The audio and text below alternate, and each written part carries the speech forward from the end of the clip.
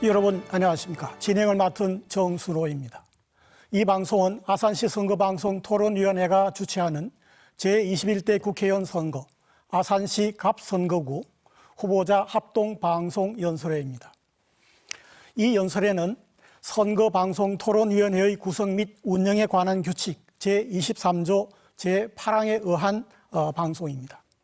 방송 연설자는 기호 7번 국가혁명배당금당의 박현숙 후보입니다.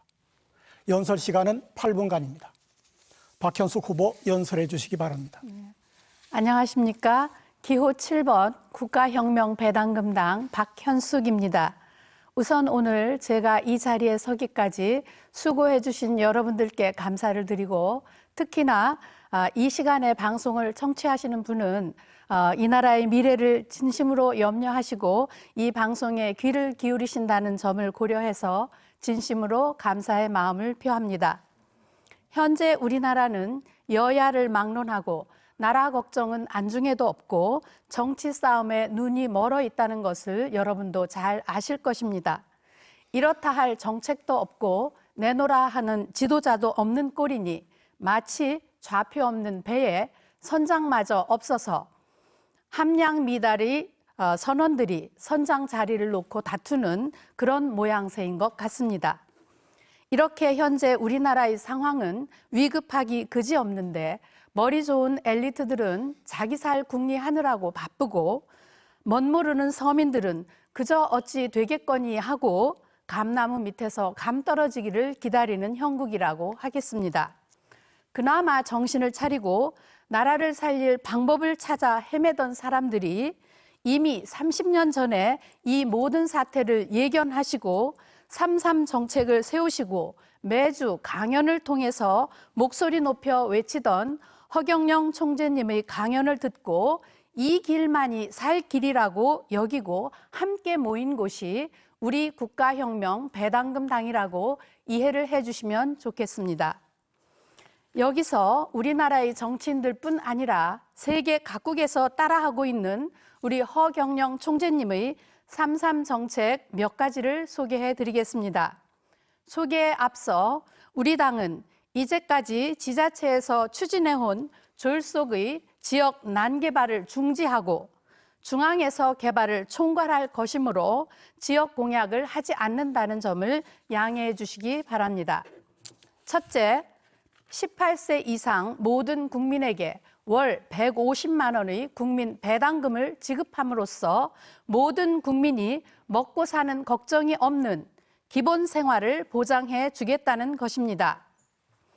옛날에 박정희 대통령 시대에 대기업에 돈을 쏟아부어 산업을 육성해서 국민들을 먹여 살렸다고 하면 이제는 국가가 서민들에게 국민 배당금을 지급하여 서민들이 돈을 쓰게 하고 수요를 발생시켜 공장이 돌아가서 일자리를 만드는 정책을 펴겠다는 것입니다.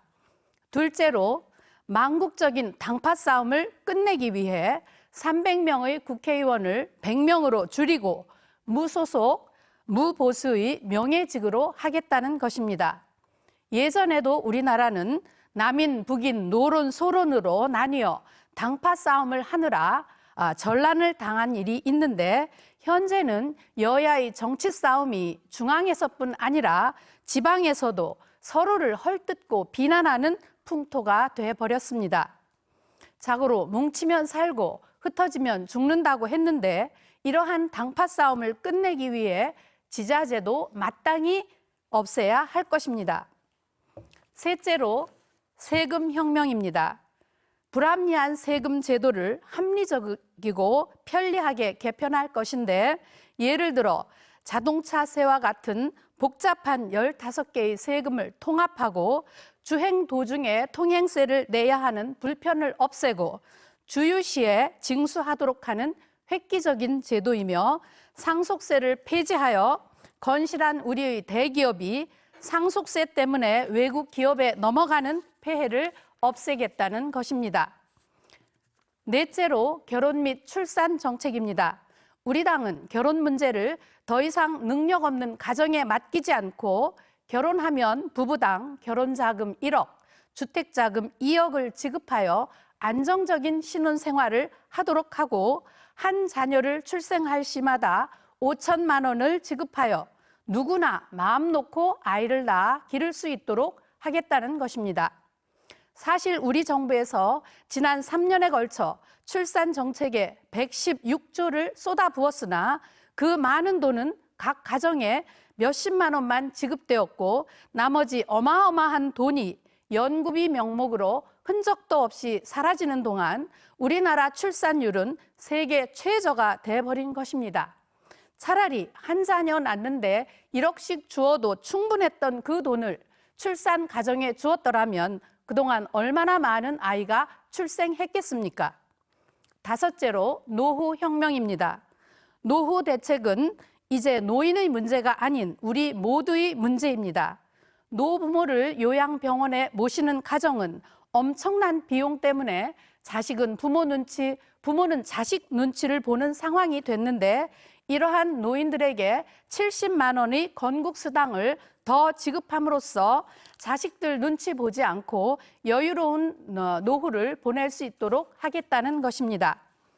여기에다 최근 코로나 사태를 맞이하여 생계의 위협을 느끼는 국민들에게 양적 완화를 통해 18세 이상 1인당 1억 원의 긴급 생계비를 지원하여 경제를 활성화하고 서민 경제를 안정시키겠다는 것입니다.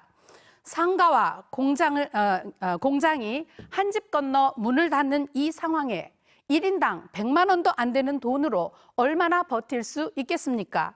밥만 먹고 목숨만 부지하면 경제가 살아날까요? 이런 정책을 추진하겠다고 하면 그 많은 돈이 어디서 나서 줄 것이냐고 하는데 여러분도 아시다시피 우리나라는 10대 경제 대국이며 나라에 돈이 없는 것이 아니라 도둑놈이 너무 많다는 것입니다. 실제로 우리나라 예산이 이명박 대통령 때는 200조, 박근혜 대통령 때는 300조, 현 문재인 정부에는 512조의 예산을 쓰는데 우리 서민 경제는 나아진 것이 없습니다. 예를 들어 우리나라 국방 예산이 40조인데 성인지 예산이 32조나 된답니다. 그런데 남녀 평등을 위한다는 그 성인지 예산이 실제로 지급된 근거는 몇천억밖에 안 되고 나머지 30조가 넘는 돈이 오리무중인데 그 국가 예산 30조가 증발해 버려도 국민들은 아무것도 모르고 있는 것입니다. 우리는 이제 정신을 차려 깨어나야만 합니다. 방관만 해서는 절대 나라가 바뀌지 않습니다.